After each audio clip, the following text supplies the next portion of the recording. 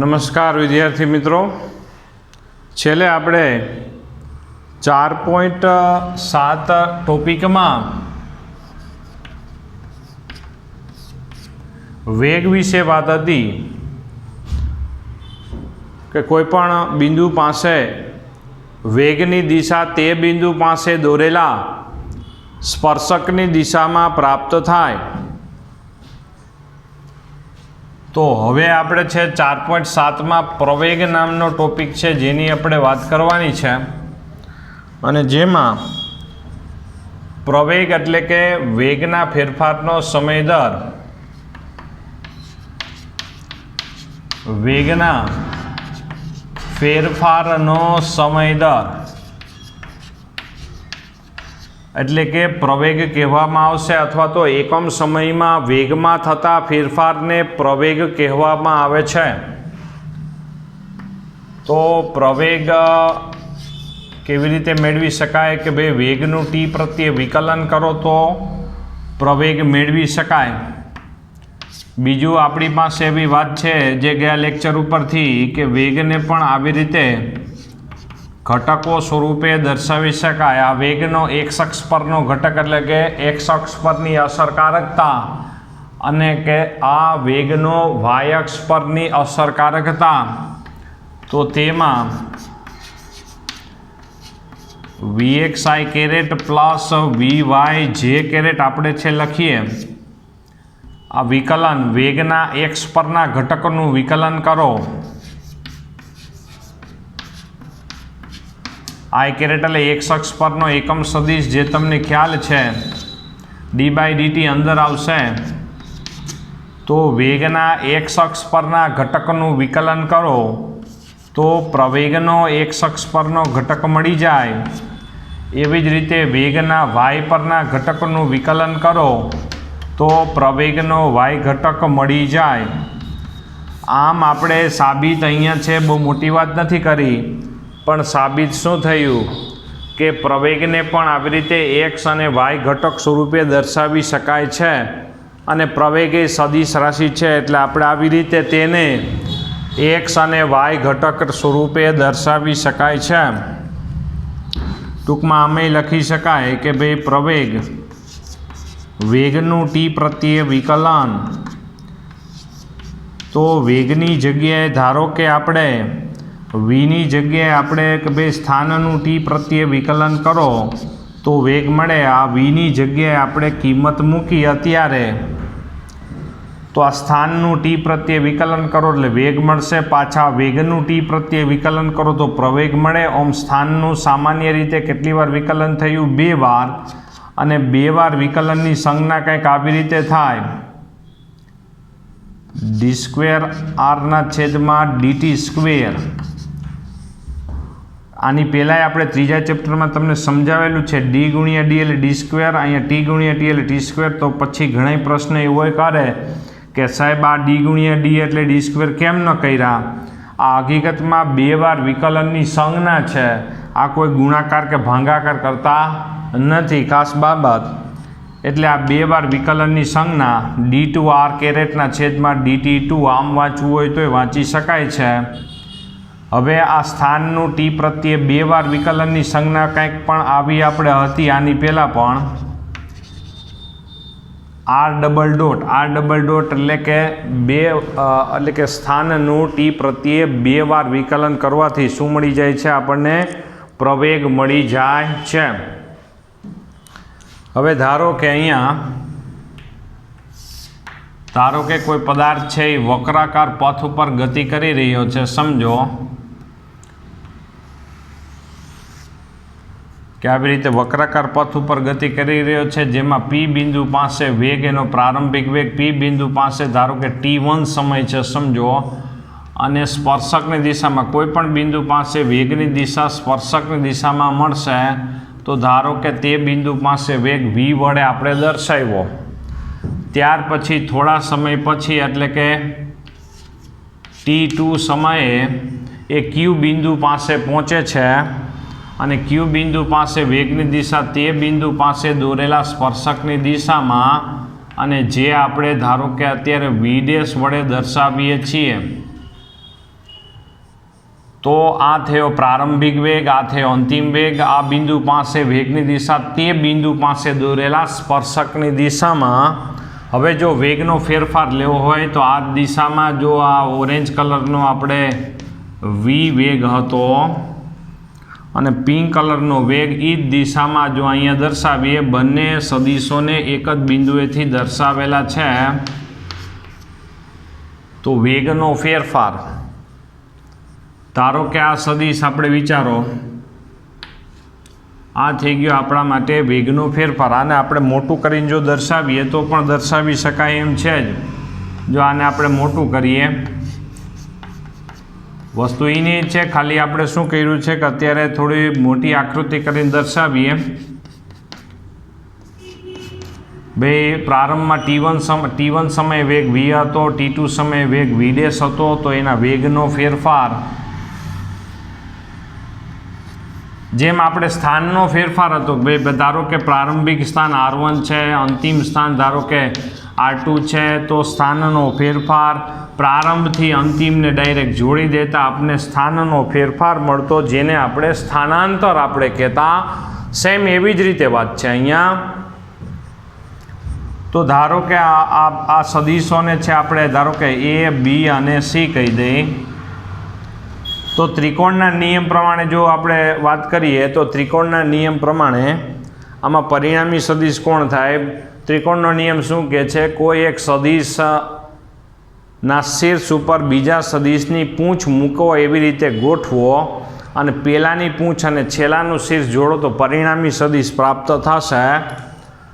તો તેમાં જોવો જોઈએ, આ એક સદિશ ઓરેન્જ કલરનો સદિશ છે, એના શીર્ષ ઉપર બીજાની પૂંછ ગોઠવાયેલી છે, જોવો જોઈએ. તો પહેલાંની પૂંછ અને બીજાનું શીર્ષ જોડો તો પરિણામી સદિશ મળે, તો આ પિંક કલરનો પરિણામી સદિશ કહેવાય. એટલે આવી રીતે આપણે લખી શકાય કે AB વેક્ટર બરાબર, અહીંયા પરિણામી સદિશ AC વેક્ટર બરાબર AB vector plus BC vector. તો અહીંયા છે AC વેક્ટર એટલે આપણા માટે V' છે, AB વેક્ટર એટલે કે V છે, અને BC વેક્ટર BC, તો વેક્ટર BC બરાબર શું થયું? V' માઇનસ V એટલે કે અંતિમ વેગ માઇનસ પ્રારંભિક વેગ થયો. તો આ આપણા માટે થયો વેગનો ફેરફાર એટલે અંતિમ માઇનસ પ્રારંભિક. તો અહીંયા એટલા માટે જે આપણે થિયરીની જે આપણી વાત છે તેમાં અહીંયા ડેલ્ટા V વેક્ટર દર્શાવેલો છે, જોજો ભાઈ બાજુમાં, કારણ કે આ વેગનો ફેરફાર થઈ ગયો. બરાબર, વેગનો ફેરફાર ત્રિકોણના નિયમથી આપણે સમજ્યા કે આ કેવી રીતે વેગનો ફેરફાર થયો છે. તો તેમાં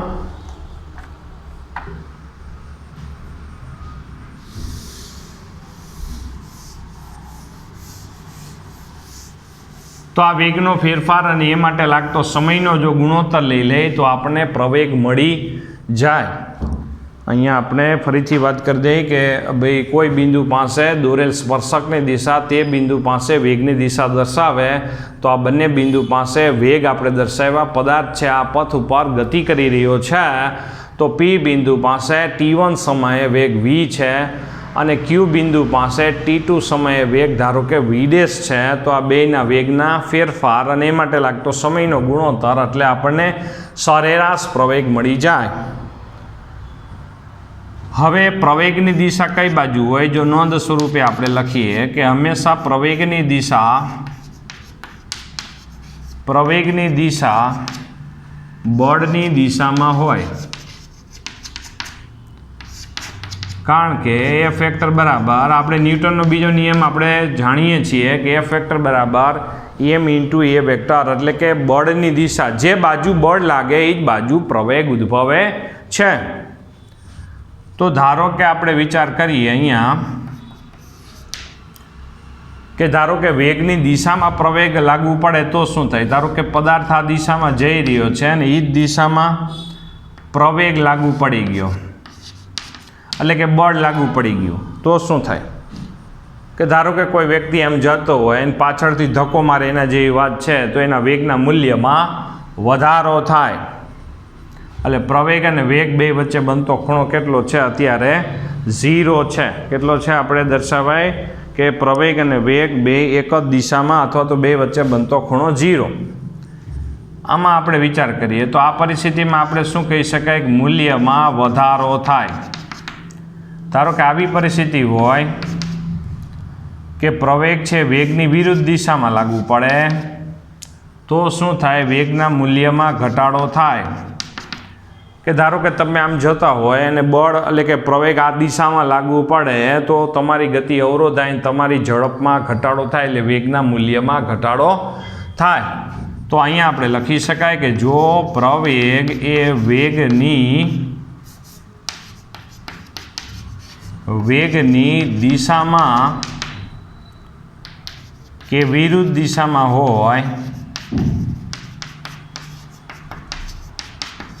હોય ત્યારે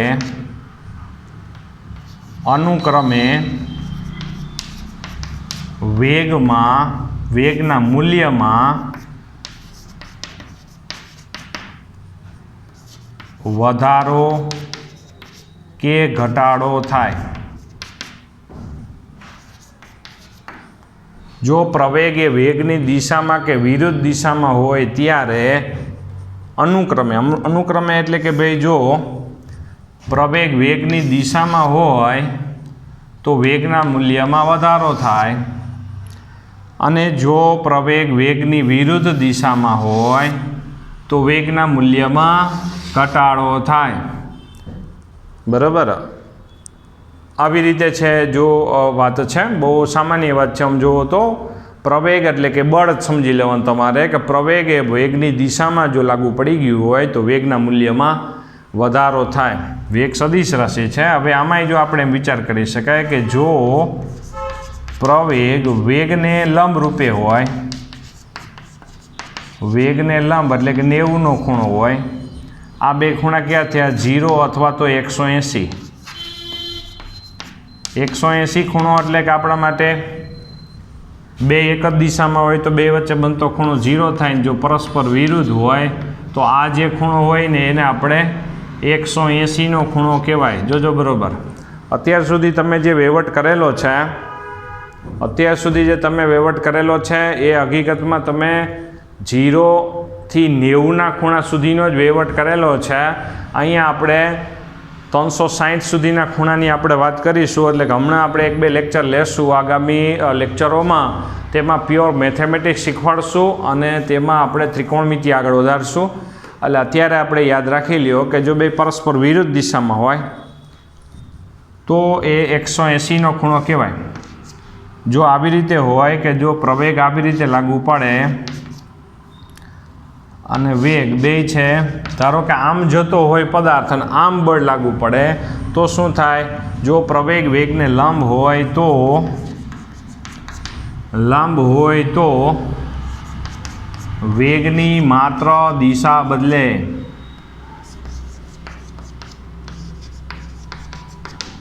વેગની માત્ર શું બદલે? દિશા બદલે છે.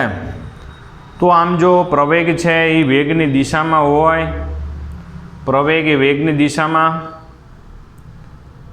પ્રવેગ એટલે તમારે એમ સમજવાનું બળ એ વેગની દિશામાં હોય તો વેગના મૂલ્યમાં વધારો થાય. પ્રવેગ એ વેગની વિરુદ્ધ દિશામાં હોય તો વેગના મૂલ્યમાં ઘટાડો થાય.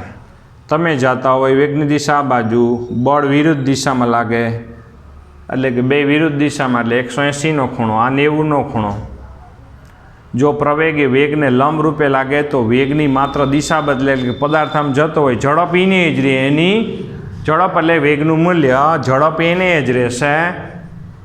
વેગની દિશા આ બાજુ, પ્રવેગ એટલે કે બળ ધારો કે આ બાજુ લાગુ પડે, સમજો આમ રાખીએ આપણે ઉદાહરણ તરીકે તમને વધારે દેખાય કે ભાઈ ધારો કે પદાર્થ છે આ દિશામાં ગતિ કર્યો છે, વેગની દિશા આ બાજુ છે, બળ ધારો કે આ બાજુ લાગુ પડે એટલે કે પ્રવેગ આ બાજુ લાગુ પડે તો પ્રવેગની દિશા વેગને લંબ હોય તો શું થશે?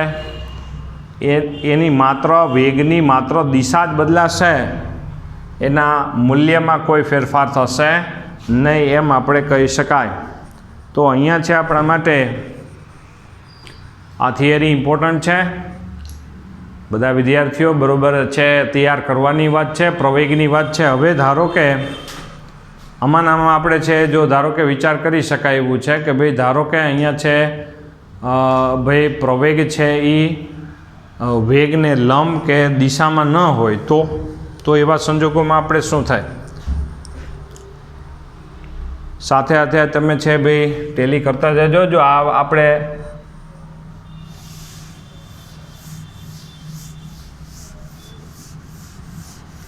જે આકૃતિ અત્યારે હું આ સાઈડમાં જે દોરતો જાઉં છું તે તમે અહીંયા વિધાનમાં નોંધ સ્વરૂપે દોરો તો કોઈ વાંધો નથી. કે આવી કન્ડિશન હોય કે ધારો કે પદાર્થ આ દિશામાં જઈ રહ્યો છે, આ પદાર્થના વેગની દિશા અને પ્રવેગ છે અમુક ખૂણે લાગવું પડે અને આ પ્રવેગનો ખૂણો 0, 180 કે 90 નથી. જો પ્રવેગ વેગ સાથે અમુક ખૂણે એટલે કે આપણે અહીંયા ચોખવટ કરશું 0, 180 કે 90 નહીં. કારણ કે એની ચર્ચા તો આપણે કરી નાખીએ કે વેગ અને પ્રવેગ બે એક જ દિશામાં એટલે બે વચ્ચે બનતો ખૂણો 0 હોય, બે પરસ્પર વિરુદ્ધ હોય એટલે બે વચ્ચે બનતો ખૂણો 180 અને બે પરસ્પર લંબ એટલે કે બે વચ્ચે બનતો ખૂણો 90. એ સિવાયનો જો ખૂણો બનતો એટલે કે આવી રીતે વિચાર કર્યો કે જો પ્રવેગ વેગ સાથે અમુક ખૂણો બનાવે તો પ્રવેગના બે ઘટક પડે. પ્રવેગના બે ઘટક પાડી શકાય તમારે. એક ઘટક આપણે છે જો વેગની દિશામાં લઈએ, જોજો બરાબર, એ ઘટકનું નામ પાડશું એ સમાંતર. એ સમાંતર એટલે કે જે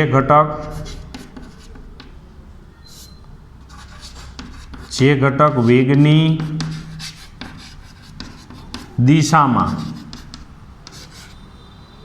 અને બીજો ઘટક આપણે છે આવી રીતે લેશું. જો આ ઘટક છે બધા જેની સંજ્ઞા આવી રીતે એ લંબ, આ લંબની સંજ્ઞા છે બરાબર. બીજો ઘટક કયો થયો? એ લંબ. જે પ્રવેગનો ઘટક વેગને લંબ છે તો પ્રવેગ જો વેગ સાથે અમુક ખૂણો બનાવતી દિશામાં લાગુ પડે, જો પ્રવેગ વેગ સાથે અમુક ખૂણો બનાવતી દિશામાં લાગુ પડે, પ્રવેગ એટલે કે બળ સમજો. અહીંયા આપણે બાજુમાં બળે વિચાર કરી શકાય કારણ કે બળની દિશામાં જ પ્રવેગ હોય બરાબર. કે બળ અથવા તો એમ વિચાર અહીંયા પ્રવેગ એ વેગની સાથે અમુક ખૂણો બનાવતી દિશામાં લાગુ પડે ત્યારે પ્રવેગના બે ઘટક વિચાર કરવામાં આવે.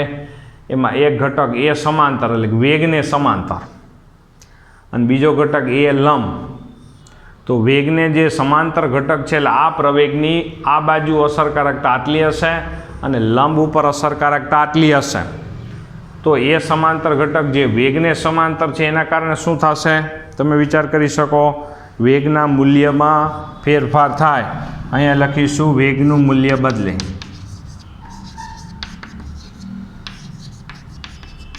અને એ લંબ ઘટક એટલે કે આ પ્રવેગની અમુક અસરકારકતા એ વેગને લંબાઈ છે તો શું થાય? આ ઘટકને કારણે વેગની દિશા બદલે. તો ફાઇનલી વાત એવી થાય, ફાઇનલી ચિત્ર એવું રજૂઆત થયું કે જો પ્રવેગ છે વેગ સાથે અમુક અંશના ખૂણે જો લાગુ પડે તો આ વેગનું એટલે પદાર્થની ઝડપનું મૂલ્ય બદલશે અને પદાર્થના વેગની દિશાએ બદલશે. આવી ચોખવટ થાય. તો અહીંયા છે જોઈએ આપણે અહીંયા જો આપણે છે લીથામાં જોઈએ 4.7માં પ્રવેગ નામનો ટોપિક, વેગના ફેરફારના સમય દરને પ્રવેગ કહેવામાં આવશે. પછી સૂત્ર જે હમણાં આપણે અહીંયા લખાતા તે, પછી આ આકૃતિ જે અહીંયા આપણે દર્શાવી તે એ આકૃતિમાં ત્રિકોણના નિયમ પરથી પણ સમજ્યા કે કેવી રીતે છે વેગનો ફેરફાર બને છે. પછી જો નીચે શું છે આકૃતિમાં દર્શાવ્યા પ્રમાણે વેગ અને પ્રવેગ એક જ દિશામાં કે વિરુદ્ધ દિશામાં હોય, જે આકૃતિ આપણે આવી રીતે દર્શાવી પણ શકાય, નોંધ સ્વરૂપે દર્શાવી દેજો. આ એક જ દિશામાં અથવા તો પરસ્પર વિરુદ્ધ દિશામાં હોય તો વેગના મૂલ્યમાં અનુક્રમે વધારો કે ઘટાડો થાય. પછી જો પ્રવેગ છે એ વેગ સાથે લંબ દિશામાં લાગવું પડે, એટલે 90 અંશના ખૂણે લાગવું પડે, તો વેગની માત્ર દિશા બદલે છે. વેગની માત્ર શું બદલે? માત્ર દિશા જ બદલે. ત્યાર પછી જો જોઈએ છેલ્લો કે પ્રવેગ અને વેગ અમુક ખૂણે લાગવું પડે. જો પ્રવેગ એ વેગ સાથે અમુક ખૂણો બનાવતી દિશામાં લાગવું પડે, એટલે કે 0, 180, 90 સિવાય, એમ 0, 180, 90 સિવાય, તો પ્રવેગ એ વેક્ટર એ વેગના બે ઘટક પાડી શકાય. તો પ્રવેગના વેગને સમાંતર એ સમાંતર ઘટક અને બીજો એ લંબ ઘટક પાડી શકાય. આ વધારાનું જે આપણે લખ્યું કે એ સમાંતર ઘટકને કારણે શું થશે? વેગનું મૂલ્ય બદલશે અને એ લંબ ઘટકને કારણે વેગની દિશા બદલે. આ આકૃતિ નોંધ સ્વરૂપે તમે દોરી નાખજો, જેથી તમને ખ્યાલ આવે કે આ એ સમાંતર ઘટક કેવી રીતે, એ લંબ ઘટક આ નોંધ સ્વરૂપે બરાબર છે, દોરી નાખજો. બરાબર? તો અહીંયા છે સાથે સાથે બીજું આ વર્ણનમાંય પણ આવી રીતે વાત થઈ, તે પણ તમે નોંધ સ્વરૂપે લખી શકશો. તો આ ટોપિક છે આપણા માટે બહુ સામાન્ય છે, પણ આમ જુઓ તો આપણા માટે કામની વસ્તુ પણ છે જ. ત્યાર પછી આપણે આગળ વધીએ છીએ. નોંધ સ્વરૂપે મેં કીધું એ પ્રમાણે બધાએ છે લખી નાખજો, જેથી તમને છે થિયરીના છે મુદ્દાઓ સમજવામાં વધારે ખ્યાલ આવે.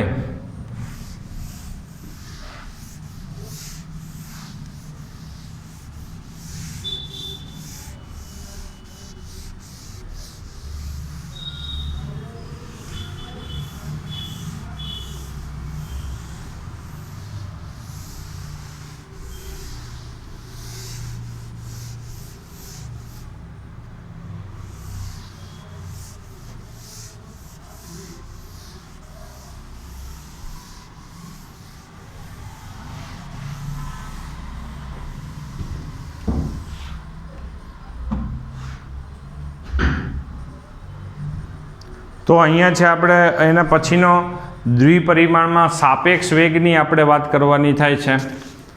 દ્વિપરિમાણમાં સાપેક્ષ વેગની આપણે વાત કરવાની થાય છે.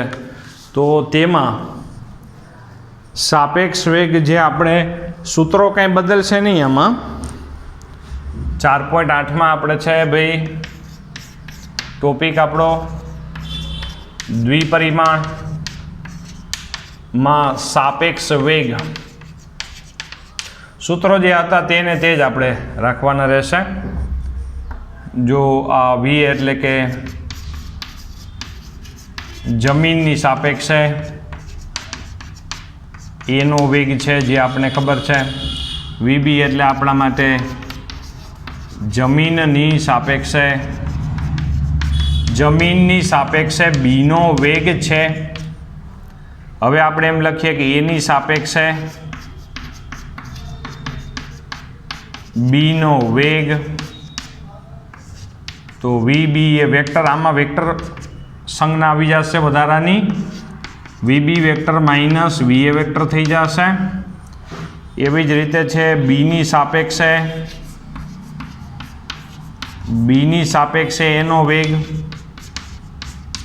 બીની સાપેક્ષે એનો વેગ એટલે કે VAB vector is equal to VA vector minus VB vector. આવી રીતે પછી આમે આપણે છે નોંધ સ્વરૂપે લખેલું જ હતું, યાદ હોય તો, કે ભાઈ આમ ચેન્જ કરીએ, એની સાપેક્ષે બીનો વેગ લઈએ, એને બદલે આપણે છે બીની સાપેક્ષે એનો વેગ લઈએ. બેની દિશા કેવી થાય? પરસ્પર વિરુદ્ધ દિશામાં થાય. અને આવી રીતે છે આમ વિરુદ્ધ, ખાલી દિશા જ વિરુદ્ધ આવે, બેના મૂલ્યો કેવા આવશે? સમાન જ આવે. મૂલ્યો એટલે માનાંકમાં જો આવી રીતે મૂલ્યો દર્શાવેલા છે. આ વીબી એ કરો, વીએ બી કરો, બેના મૂલ્યો કેવા હોય? સમાન. ખાલી શું થાય? દિશા પરસ્પર વિરુદ્ધ દિશામાં પ્રાપ્ત થાય છે. જો એમાં વર્ણન શું છે? કોઈ એક સુરેખ પથ પર ગતિ કરતા પદાર્થ માટે સાપેક્ષ વેગની સંકલ્પનાથી આપણે પરિચિત થયા છીએ, જેને સમતલમાં કે ત્રિપરિમાણમાં વિસ્તારિત કરી શકાય. ધારો કે પદાર્થ એ અને પદાર્થ બી, વી અને વીબી જેટલા વેગથી ગતિ કરે છે. તેથી તેનો એ અને બીની સાપેક્ષે વેગ જોવો જોઈએ. એની સાપેક્ષે બીનો વેગ ને બીની સાપેક્ષે એનો વેગના સમીકરણો જે જૂના હતા એને જ સમીકરણ, ખાલી ચેન્જ એટલો છે કે ઉપર આપણે વેક્ટર સ્વરૂપે દર્શાવીએ છીએ, બાકી કોઈ ચેન્જ નથી. 4.9માં આપણે છે ભાઈ દ્વિપરિમાણમાં એટલે કે સમતલમાં ગતિને દ્વિપારિમાણિક ગતિ પણ કહેવાય. શું કામે? ફરીથી યાદ કરાવી દઈએ. દ્વિપારિમાણિક એટલે કે જે ગતિનું વર્ણન કરવા માટે બે પરિમાણ એટલે કે બે અક્ષોની જરૂર પડે તેને દ્વિપારિમાણિક કહેવાય. સમતલમાં થતી અચળ પ્રવેગી ગતિ, સમતલમાં થતી અચળ પ્રવેગી ગતિ કે જે ગતિ સમતલમાં થતી હોય એવી અચળ પ્રવેગી ગતિના સમીકરણો v બરાબર v0 પ્લસ at આપણું સમીકરણ છે જ. ટી એ સમયે ભાઈ અદિશ રાશિ છે જેમાં દિશાની કંઈ વર્ણનની જરૂર પડતી નથી. તેને આવી રીતે ઘટકો સ્વરૂપે લખવું હોય તો એ લખી શકાય કે vx બરાબર v0 x પ્લસ axt અને vy બરાબર v0 y પ્લસ ayt. આમ બધામાં x ઘટક જ છે, આમાં બધામાં y ઘટક જ. જોજો ભાઈ આમાં આ v બરાબર v0 પ્લસ at છે તો આ વેગ છે તો વેગના બે ઘટક આપને પડે. વેગના બે ઘટક છે તો તે હકીકતમાં વેગનો એક x અક્ષ પરનો ઘટક પડે ને બીજો y પરનો ઘટક પડે. એમ અહીંયા છે આ પ્રારંભિક વેગ છે તો પ્રારંભિક વેગના બે ઘટક, પ્રારંભિક વેગના બે ઘટક, એક x અક્ષ પરનો ઘટક એટલે v0x અને y પરનો ઘટક એટલે v0y. જ્યારે x ઘટક દર્શાવવો હોય તો બધાના x ઘટક દર્શાવવા પડશે અને y ઘટક દર્શાવવો હોય તો બધાના y ઘટક જ. ખાસ બાબત આપણે દાખલા MCQમાં કામ આવશે, ખાસ ધ્યાન રાખજો. ત્યાર પછી સૂત્રો તો એને જ છે અચળ પ્રવેગી ગતિને, એમાં કોઈ ચેન્જ નથી. જેમ કે જૂનું અચળ પ્રવેગી ગતિનું સમીકરણ x બરાબર આપણી પાસે v0t પ્લસ 1/at² છે જ. તો અહીંયા શું આવશે? x એટલે સ્થાનાંતર હતું પણ સ્થાનાંતરની સંજ્ઞા અહીંયા ડેલ્ટા આર વેક્ટર બરાબર સ્થાનાંતર બરાબર આ પ્રારંભિક સ્થાન એટલે v0t પ્લસ 1/at² આવું સમીકરણ થાય. જોજો બરોબર, આ સ્થાનાંતર બરાબર v0t પ્લસ 1/at² એ જ છે પણ સ્થાનાંતરની સંજ્ઞા અહીંયા ડેલ્ટા આર વેક્ટર છે. તો ડેલ્ટા આર એટલે અંતિમ સ્થાન માઇનસ પ્રારંભિક સ્થાન, પ્રારંભિક સ્થાનને r0 વડે દર્શાવવામાં આવશે. તો v0t પ્લસ 1/t². r0 આ બાજુ લખો તો આમે લખી શકાય કે આ અંતિમ સ્થાન બરાબર પ્રારંભિક સ્થાન વત્તા v0t પ્લસ 1/t². તો તમારી જે લીથો છે તેમાં મટીરિયલમાં સીધું આ સમીકરણ લખેલું હશે એટલે કોઈ આઘાત અનુભવવાની જરૂર નથી. એને જ સમીકરણ છે જૂના, માત્ર વેક્ટર સ્વરૂપે છે. હવે આને આવી રીતે x ઘટક અને y ઘટક સ્વરૂપે લખી શકાય. ધારો કે સ્થાનનો x ઘટક ધારો કે x વડે દર્શાવો, અંતિમ સ્થાનનો x ઘટક x વડે, પ્રારંભિક સ્થાનનો x ઘટક x0 વડે દર્શાવો, પ્રારંભિક વેગનો x ઘટક v0x વડે દર્શાવો અને પ્રવેગનો x ઘટક ax વડે દર્શાવો. એવી જ રીતે y બરાબર અહીંયા શું આવશે? અંતિમ સ્થાનનો y ઘટક y છે અને પ્રારંભિક સ્થાનનો y ઘટક છે y0 છે. તો તેમાં પ્લસ v0yt પ્લસ 1/ayt² આવી રીતે થાય. ટૂંકમાં આને આપણે છે જો ત્યાં સમીકરણો લખેલા છે x બરાબર x0 નીચે લખેલા છે v0xt પ્લસ 1/axt². નિયમ એ છે કે જેટલા હોય બધાના એક્સયામ લખી શકાય ને કાં તો બધાના અહીંયા શું લખી શકાય? વાયયામ લખી શકાય. જે અમુક જગ્યાએ સોલ્યુશનમાં કેવી રીતે કામ આવશે જે આપણે આગળ જતાં પછી આપણે જોશું. ત્યાર પછી અહીંયા છે આપણા માટે ભાઈ v² માઇનસ v0² બરાબર 2ax. x એટલે આપણા માટે સ્થાનાંતર છે, સ્થાનાંતર એટલે અંતિમ સ્થાન માઇનસ પ્રારંભિક સ્થાન. આવી રીતે આપણે દર્શાવી શકાય. તો અહીંયા છે આપણા માટે ભાઈ અહીંયા આવી રીતે આપણે દર્શાવી શકાય વી વેક્ટર બરાબર વી વેક્ટરનો સ્ક્વેર માઇનસ V0 વેક્ટરનો square is equal to 2a vector into r vector minus R0 vector આવી રીતે આપણે દર્શાવી શકાય છે. તો આવી રીતે આપણી પાસે જે અચળ પ્રવાહી ગતિના સમીકરણો હતા જ, પણ આ દ્વિપરિમાણિક રીતે આપણે આ અચળ પ્રવાહી ગતિના સમીકરણો આપણે માત્ર લખેલા છે કે દ્વિપરિમાણમાં આ અચળ પ્રવાહી ગતિના સમીકરણો કેવી રીતે ઉપયોગમાં આવી શકે. જેમ ઉપયોગમાં લેશું તેમ આપણે વધારે ખ્યાલ આવશે. બરાબર, તો અહીંયા છે આપણા માટે જેમ આપણે ઉપયોગમાં લેશું તેમ વધારે તમને ખ્યાલ આવતો જશે. એટલે આગામી લેક્ચરમાં આપણે પહેલાં તો શું કામ કરવાનું છે કે દાખલાઓ વિશે પહેલાં તો પરિચય લેશું, જેટલી થિયરી ચાલી એટલાનું. બરાબર, અત્યારે આપણે કેટલી થિયરી ચાલી ભાઈ? 4.7માં પ્રવેગ નામનો ટોપિક, 4.8માં સાપેક્ષ વેગ છે અને 4.9માં સમતલમાં અચળ પ્રવેગ ગતિના સમીકરણો છે. બરાબર, અમુક વસ્તુ જૂની એમને રિપીટ થાય છે, જ્યારે અમુક વસ્તુ આમાં દ્વિપારિમાણિક ગતિ છે એટલે એડ થતી જાય છે. બરાબર, આગામી દિવસોમાં આપણે શું કરવાના છીએ, એક્ઝામ્પલ આપણે ગણીશું, પ્લસ પછી થોડુંક મેથેમેટિક્સની જરૂર પડશે. એ આપણે છે વધારે આવશે, એટલે એ મેથેમેટિક્સ છે વધારાનું મેથેમેટિક્સ છે, જે તમારી પાસે નહીં કે લીથામાં હોય નહીં કે ટેક્સ્ટ બુકમાં હોય. એટલે આપણે છે એનું ખાસ બાબત કે જ્યારે પણ હું અહીંયા કરાવું ત્યારે એની ખાસ નોંધ બનાવી લેજો, એટલે કે ભવિષ્યમાં એનો ઉપયોગ આપણે બરાબર થાય. ભલે અત્યારે એનો ઉપયોગ ઓછો થતો હોય, પણ આગળ જતાં એનો ઉપયોગ બહુ સારી રીતે થતો હોય, એટલા માટે આપણે વિચાર કરીએ છીએ. તો અહીંયા સુધી આપણે રાખીએ.